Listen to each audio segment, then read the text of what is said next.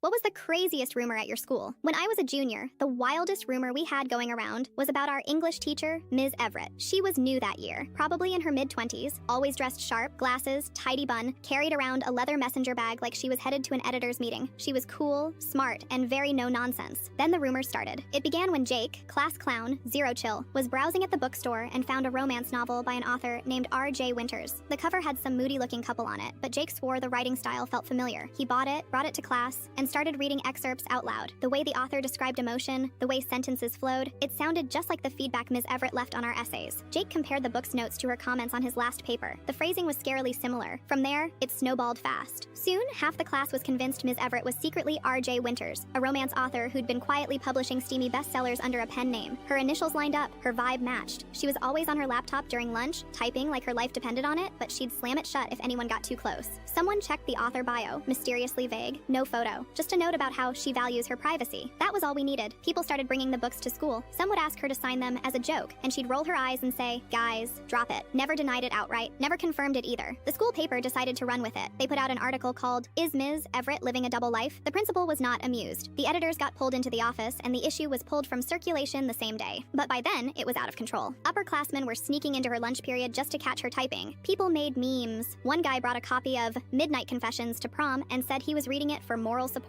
Ms. Everett started looking more and more uncomfortable in class. Less talkative, shorter temper. She started leaving right after the bell. No more lunch breaks in her classroom. Then, one day, we walked into class and found a sub. No warning, no goodbye. The sub just said Ms. Everett had to move suddenly to care for a sick relative. That was the official story. Her room was cleared out by the end of the week. People said she'd run away because she got exposed. Others said the books were too successful and she quit to become a full-time author. A few were convinced she got outed and fired even though the school never said a word. And that was that. 2 years after graduation, I was at Barnes & Noble and saw a display for a new R.J. Winters book. Big print, gold font, dramatic cover. I flipped it over, expecting maybe, finally, a photo. There was one. It wasn't Ms. Everett. Totally different woman. Different state, whole different background. My jaw dropped. I opened to the acknowledgements page just to make sure. And there it was. To my students at Westlake High, you gave me the courage to finally chase this dream. It wasn't her book, but it was her push. Ms. Everett wasn't R.J. Winters, but she knew her, and she'd clearly inspired her. Turns out, while we were all busy trying to expose some dramatic double life, Ms. Everett had just quietly supported someone else's. Somehow that was even cooler.